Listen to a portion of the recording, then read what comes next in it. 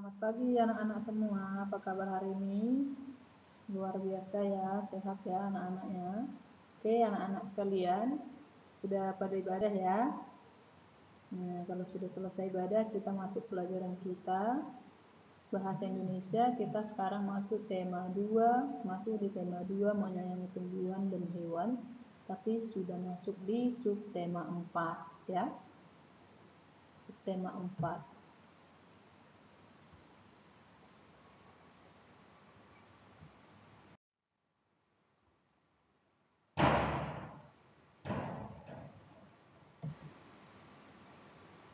Materi kita adalah yaitu cara merawat hewan berdasarkan teks bacaan.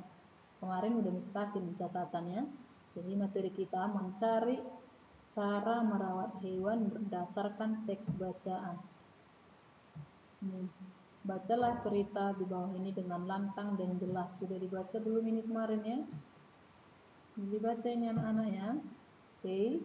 Nah, setelah membaca teks ini, kita baca dulu. Pertumbuhan kucing. Hari ini Siti senang sekali. Kucing peliharaan Siti melahirkan 5 anak kucing yang lucu.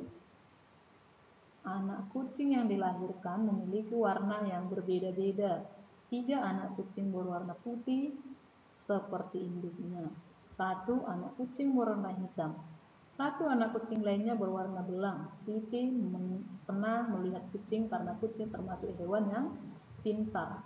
Siti menyiapkan tempat tinggal. Siti menyiapkan tempat tinggal kucing dan menjaga kebersihannya. Setiap hari Siti memberi makan, minum, dan memandikan kucingnya secara teratur. Kucing peliharaan Siti tumbuh besar. Kucing Siti mengalami pertumbuhan. Siti menyayangi dan menjaga hewan peliharaannya. Nah, setelah membaca ini kita tahu apa cara merawat hewan berdasarkan bacaan itu tadi ya. Jadi berdasarkan teks bacaan itu, maka cara merawat hewan secara umum ya, tapi dalam teks tadi adalah kucing. Cara merawat kucing yang benar yaitu menyiapkan tempat tinggal dan menjaga kebersihannya ya, menjaga kebersihan tempat tinggalnya. Kemudian memberi makan dan minum setiap hari, memandikan secara teratur, dan menyayangi menjaga hewan peliharaan dengan baik. Inilah cara merawat hewan berdasarkan teks bacaan tadi. Ini kemarin sudah ditulis, jadi nggak usah ditulis lagi ya. Ini hanya menjelaskan ulang. Nah, gimana caranya mendapatkan ini tadi dari teks? Di teks itu kan jelas tadi bacaannya itu. Bagaimana cara-caranya? Itu yang kita ambil, kesimpulan dari situ yang kita ambil menjadi cara merawat hewan di sini. Nanti kalau ada misalnya soal latihan, tuliskan cara merawat hewan berdasarkan teks bacaan di atas. Nah, seperti ini caranya. Paham anak-anak ya? Nah, kenapa kita harus merawat ya? Tujuan hewan atau ternak-ternak dirawat. Kenapa kita harus merawat hewan itu? Apa tujuannya? Agar sehat dan bertumbuh dengan baik. Jadi kita harus merawat hewan, menyayangi hewan dengan tujuan agar hewan kita itu, ternak kita itu dapat tumbuh dengan sehat dan baik. Ya, anak-anak punya hewan peliharaan nggak di rumah? Kalau punya, rawatlah dengan baik dengan cara ini tadi, ya, atau dengan caramu sendiri. Ada berbagai cara orang untuk menjaga atau menyayangi hewannya atau hewan peliharaannya ya. Oke, kita lanjut.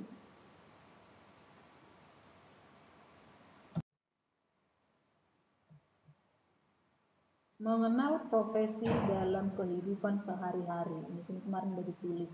Sebenarnya ini profesi ini lebih ke pelajaran PPKN ya.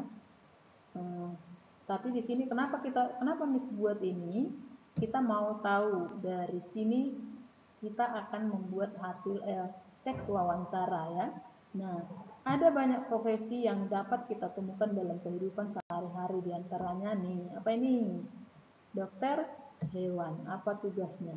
Bertugas dokter hewan bertugas merawat dan mengobati hewan yang sakit. Ini profesinya dokter hewan. Siapa yang mau jadi dokter hewan nanti kalau sudah besar?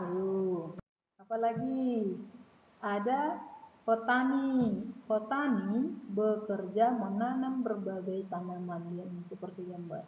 Ini kakek ini sudah istirahat, bercapek dia ya. Jadi petani menanam berbagai tanaman. Ada yang mau jadi petani enggak? Jangan takut jadi petani. Petani itu terhormat ya. Karena kalau tidak ada petani kita tidak bisa makan. Mau makan apa yuk? Ya. Oke, apalagi profesi yang lain ada? Nih apa? Ayo anak-anak coba tebak apa ini? Pedagang. Apa kerjanya?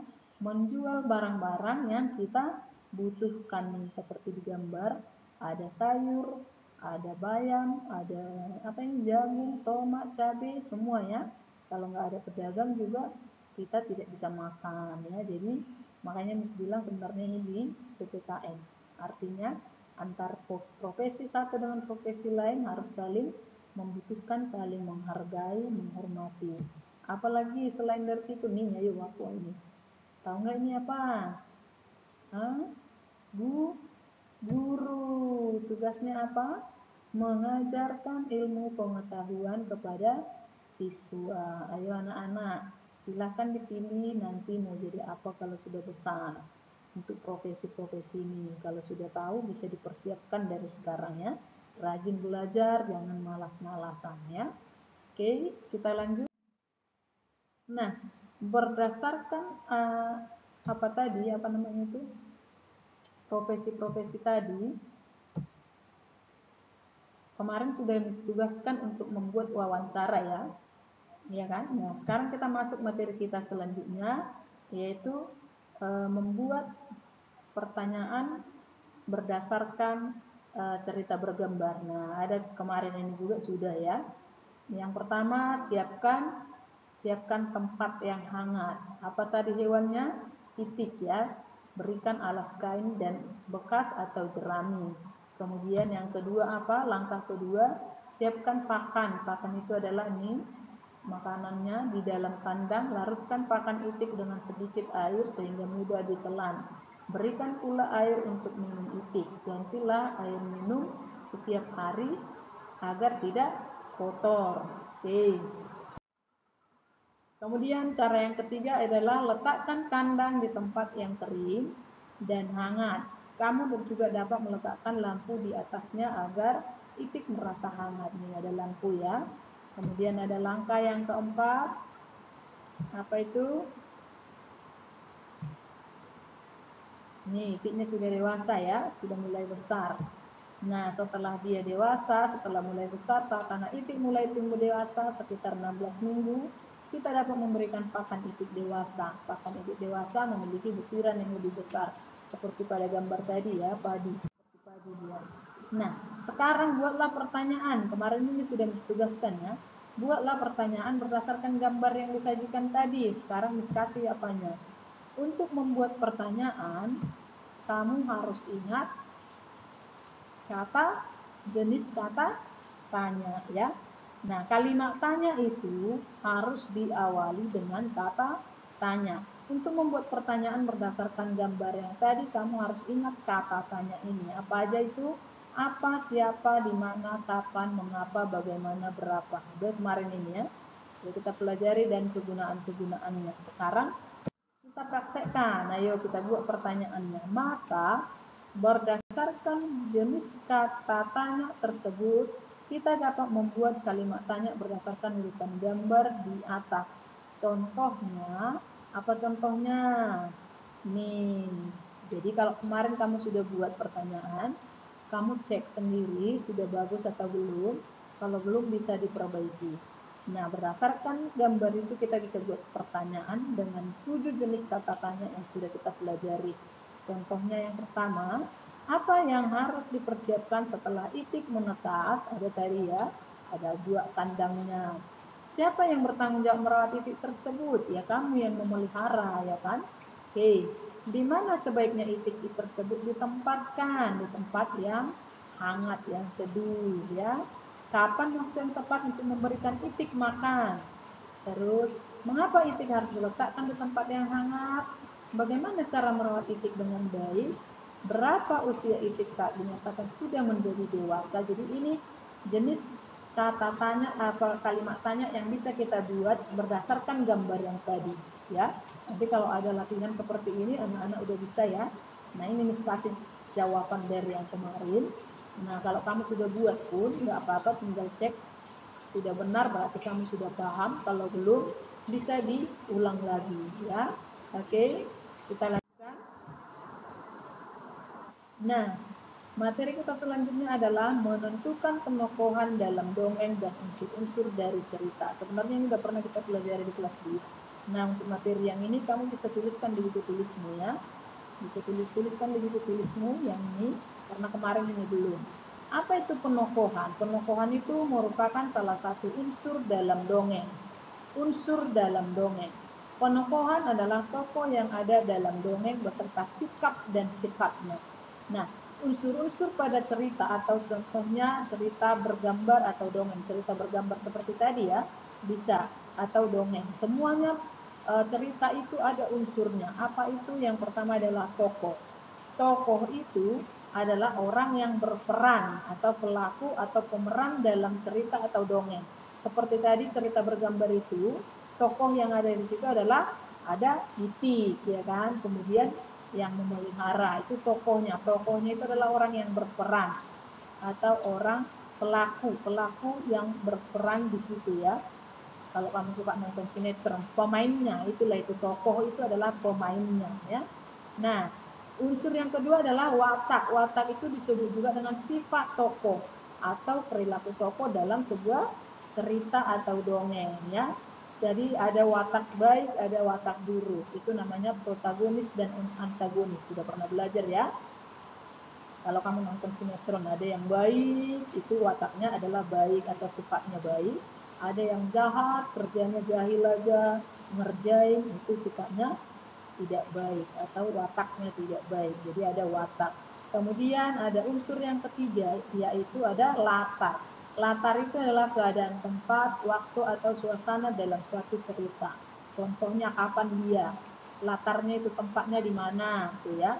Waktunya kapan, pagi hari, tempatnya misalnya serampan, menyenangkan, atau di suatu tempat di kelas yang gelap, nah, itu ya contoh latar.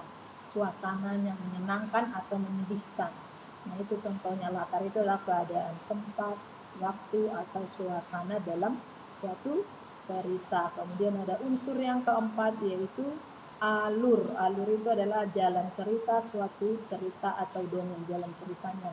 Bagaimana? Apakah berjalan terus, lanjut terus, atau kadang-kadang mundur. Pada saat kamu menonton sinetron, kadang-kadang dia mengingat apa yang terjadi di yang lalu, itu termasuk alur. Alur itu adalah jalan ceritanya. Ada jalan cerita alur maju, maju dia terus tanpa memikirkan yang di belakang. Ada alur mundur, mundur dia banyak mengenang-menang, mengingat. Ini menceritakan pengalaman, ini alur mundur. Menceritakan pengalaman itu alur mundur. Kemudian ada pada saat ini dia mengingat yang lalu, jadi dia termasuk alur maju mundur ya. Paham ya anak-anak ya? Ini terus loh, nanti sampai kelas 6 kamu ini dibutuhkan ini di soal UN. Kalau misalnya ada masih UN nanti, ini selalu ada menentukan latar alur pada sebuah cerita ya. Jadi enak kamu sekarang sudah belajar ini, kamu tanamkan, kamu ingat, supaya sampai nanti bisa kamu ingat terus ya. Kemudian ada unsur yang berikutnya, yang kelima, yaitu amanat. Amanat itu disebut juga dengan pesan moral atau hal-hal baik yang dapat kita tiru dari sebuah cerita atau dongeng. Dan hal yang tidak baik juga. Dan hal yang tidak baik yang harus kita jauhi. Itu termasuk pesannya. Pesan-pesan, kalau orang tua kan sering kasih pesan atau amanat sama anak. Nanti kalau di sekolah kamu dengarkan orang guru ya. Terus pesan yang tidak baik, pesan yang untuk menghindarinya itu yaitu jangan nanti suka ribut ya gitu. Jadi ada amanatnya atau pesan moral yang kita ambil. Seperti di cerita nanti ada soal kita ya, penugasan nanti kerjakan. Ada di situ cerita dua kambing yang tidak mau mengalah. Jadi ada pesan moral yang kita ambil, kita harus mengalah. Sifat yang bisa kita tiru dari situ, dari cerita itu, dan sifat yang harus kita jauhi. Itu ya. Kita bisa ambil dari situ. Setiap Jadi setiap cerita atau dongeng atau apa itu pasti ada pesan yang ada di dalamnya, terkandung di dalamnya.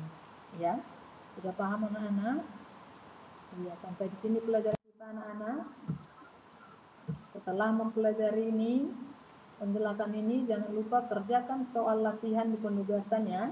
Selamat belajar, tetap semangat. Tuhan Yesus memberkati. Shalom.